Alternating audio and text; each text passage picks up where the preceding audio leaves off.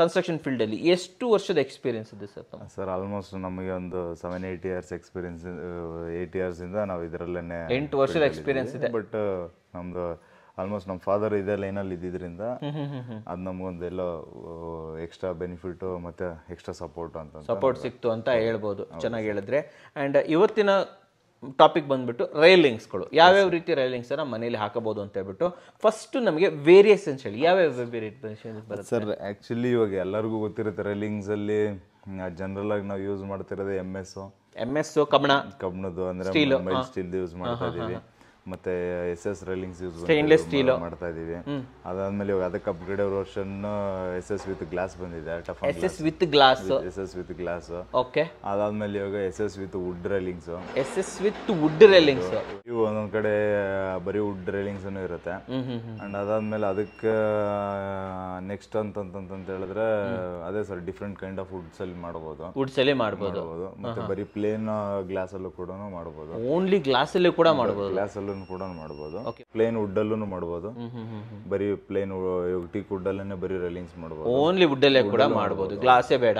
ಅದನ್ನೇ CC cutting ಹಾಕೊಂಡು ಮಾಡ್ಕೊಂಡು ಹೋಗ್ತಾ ಇರಬಹುದು ಅಲ್ವಾ? ಚೆನ್ನಾಗಿ ಹೇಳಿದ್ರೆ ಸರ್. ಈಗ ಒಂದೊಂದಾಗಿ ನನ್ಗೆ ಲೈಕ್ ಅದರ ಬೆನಿಫಿಟ್ ಏನು, ನೆಗೆಟಿವಿಟಿ ಏನು ಅದನ್ನ ಹೇಳ್ಕೊಂತ ಸರ್. ಬೆನಿಫಿಟ್ ಅನ್ನೋದಕ್ಕಿಂತ ಯೂಶಲಿ ಇವಾಗ ಏನಂತಂದ್ರೆ ಇದನ್ನ ನಾವು ಜಸ್ಟ್ ರೆಗ್ಯುಲರ್ ಯೂಸ್ ಮಾಡೋದ್ರಿಂದ ಅದ್ರ ಪ್ರಕಾರನೇ ಎಕ್ಸ್ಪ್ಲೇನ್ ಮಾಡ್ತಾ ಇದೀವಿ.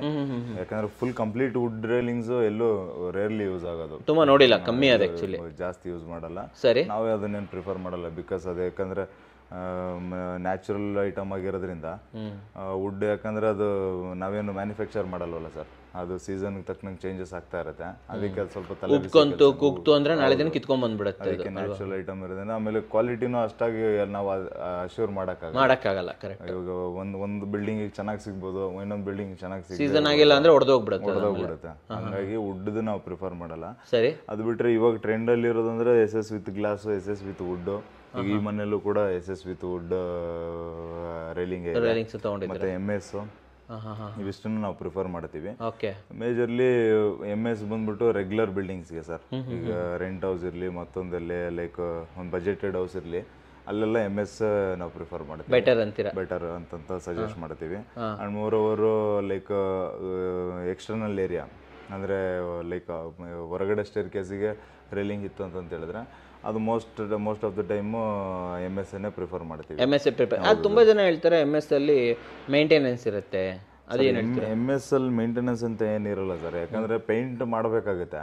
ಅದಕ್ಕೆ ಮೇಂಟೆನೆನ್ಸ್ ಅಂದ್ರೆ ಅಷ್ಟೇನೆ, ಇನ್ನೇನಿಲ್ಲ. ಅದು ಕರೋಷನ್ ಆಗದಿರಂಗೆ ಅಂದ್ರೆ ರೆಸ್ಟ್ ಹಿಡಿದಿರಂಗೆ ಆವಾಗ ಅದನ್ನ ಅದು ಬಾಟಮ್ ಅಲ್ಲಿ ಲೆಗ್ಸ್ ಇರ್ತಾವಲ್ಲ, ಅಲ್ಲಿ ಸ್ವಲ್ಪ ನೀರು ಹೋಗಿ ಅಲ್ಲಿ ಸ್ವಲ್ಪ ರೆಸ್ಟ್ ಹಿಡಿಯೋ ಥರ ಚಾನ್ಸಸ್ ಇರುತ್ತೆ. ಮತ್ತೆ ಫ್ಲಾಟ್ ಟ್ಯೂಬ್ಗಳನ್ನ ಯೂಸ್ ಮಾಡಿದ್ವಿ ಅಂದ್ರೆ ಅದು ನೀರು ಹಿಂಗೆ ಹನಿ ಹೋಗಿ ಹಿಂಗೆ ಬಾಟಮ್ ಅಲ್ಲಿ ನಿಂತಿರುತ್ತಲ್ಲ, ಅಲ್ಲಿ ಹನಿ ಡ್ರಾಪ್ ನಿಂತ್ಕೊಂಡು ರೆಸ್ಟ್ ಹಿಡಿಯೋ ಥರ ಇರುತ್ತೆ. ಅದನ್ನ ಸ್ವಲ್ಪ ನಾವು ನೋಡಿಕೊಂಡು ಇವಾಗ ಏನು ಮಳೆ ನೀರು ಬಂದಾಗ ಸ್ವಲ್ಪ ಒರೆಸ್ಕೊಂಡು ಇದೆಲ್ಲ ಮಾಡ್ತಿದ್ವಿ ಅಂದ್ರೆ ಲಾಂಗ್ ರನ್ ಬರುತ್ತೆ. ಇಲ್ಲ ನಾವು ಅದು ಯಾವುದು ಮೇಂಟೈನ್ ಮಾಡಲ್ಲ ಅಂತಂತಂದ್ರೆ ಅವಾಗ ಒಂದು 2-3 ಇಯರ್ಸ್ ಒನ್ಸ್ ಪೇಂಟ್ ಮಾಡ್ಕೊಂಡ್ರೆ ಸಾಕು ಸರ್. ಇನ್ನೇನಂತ ತುಂಬ ಹೆವಿ ಮೇಂಟೆನೆನ್ಸ್ ಅಂತಂತ ಏನಿಲ್ಲ.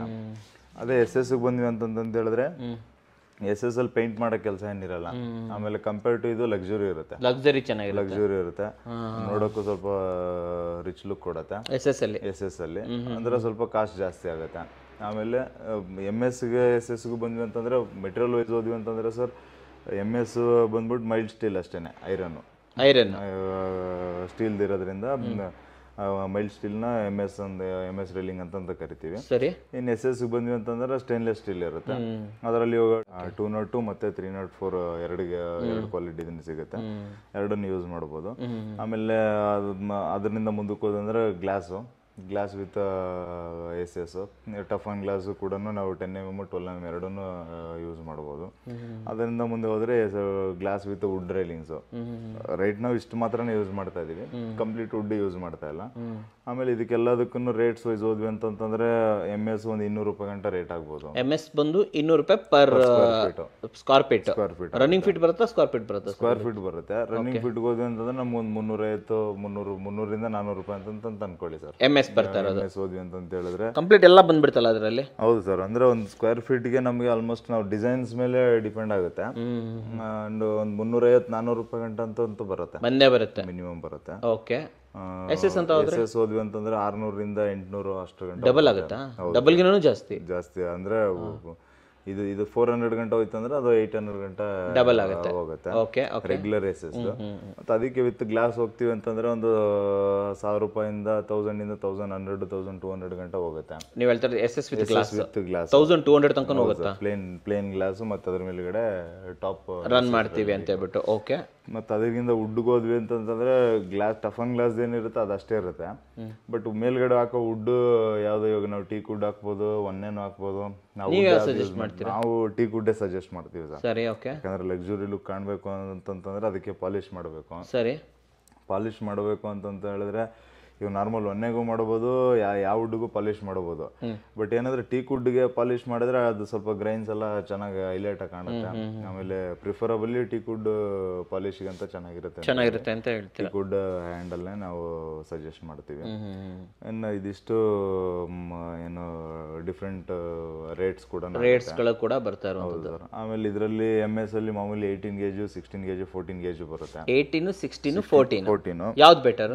ನಾವು ಯೂಶಲಿ 16 ಯೂಸ್ ಮಾಡಬೇಕು. 16 ಮೀಡಿಯಂ ಅಲ್ಲಿ ಮಧ್ಯದಲ್ಲಿ ಇರುವಂತದ್ದು ಅದನ್ನ ಯೂಸ್ ಮಾಡಬೇಕು. SS ಅಲ್ಲೂ ಅಷ್ಟೇನೆ.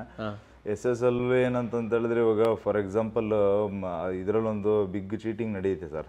SS ಅಲ್ಲಿ ಏನಂತಂದ್ರೆ ನಾವು ಪರ್ಚೇಸ್ಗೆ ಹೋದಾಗ ಆಗ್ಲಾ ಇಲ್ಲ ಅಂತಂದ್ರೆ ಇವಾಗ ಸೈಟ್ ಹತ್ರಕ್ಕೆ ಬಂದು ಹಾಕೋರಾದ್ರೆ ಏನ್ ಮಾಡ್ತಾರೆ ಅಂತ ಹೇಳಿದ್ರೆ ಅವರು ಸ್ಯಾಂಪಲ್ಸ್ ತಂದಿರ್ತಾರೆ. ತಂದು ಇಲ್ಲ ಸರ್ JSW ಇದು 304 ಅಂತ ಹೇಳ್ಬಿಟ್ಟು ಅದ್ರ ಮೇಲ್ಗಡೆನೆ ಬರ್ದಿರೋದು ತೋರಿಸ್ಬಿಡ್ತಾರೆ. ಅದು ತೋರಿಸಿದಾದ್ಮೇಲೆ ನಾವು ಅಲ್ಲೇನ್ ಮಾಡ್ತೀವಿ, ಸ್ವಲ್ಪ ಯಾಮಾರದೇನು ಅಂತ ಹೇಳಿದ್ರೆ ಅದು ಯಾವ ಗೇಜ್ ಅಂತ ನೋಡಲ್ಲ. ಅದು 18 16 ಅಂತ ನೋಡಲ್ಲ. ಒಬ್ಬ ಯಾರೋ ಒಂದು 750 800 ಕೊಟ್ಟಿರ್ತಾನೆ ಅಂತ ಇಟ್ಕೊಳ್ಳಿ, ಇನ್ನೊಬ್ಬ ಒಂದು 700 100 ರೂಪೀಸ್ ಕಡಿಮೆ ಕೊಟ್ಬಿಡ್ತಾನೆ. ಬಟ್ ಅವನ ಗೇಜ್ ಹೇಳಲ್ಲ.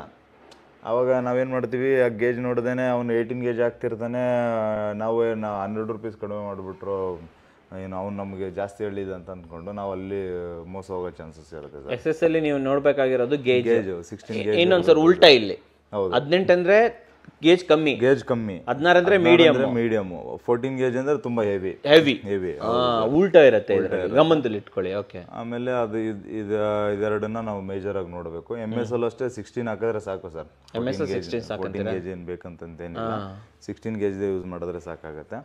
ಇನ್ನು glass normal toughen glass use ಮಾಡಬೇಕು. ಎಷ್ಟು mm ಹಾಕಬೇಕು? ಅದು ಮಿನಿಮಮ್ 10 mm ಇರಲೇಬೇಕು. 10 mm. ಹೌದು ಸರ್. ಟಫನ್ ಇರಬೇಕು. ಗ್ಲಾಸ್ ರೇಟ್ ಎಷ್ಟು ಸರ್ ಟಫನ್ ಇರೋದು? ಟಫನ್ ಆಗಕ್ಕೆ ಅದು ಆಗುತ್ತೆ ಸರ್, ಒಂದು ಡಿಪೆಂಡ್ ಅಪಾನ್ ಗ್ಲಾಸ್ ಸೈಜ್ ಮೇಲೆ, ಆಮೇಲೆ ಕ್ವಾಂಟಿಟಿ ಮೇಲೆ.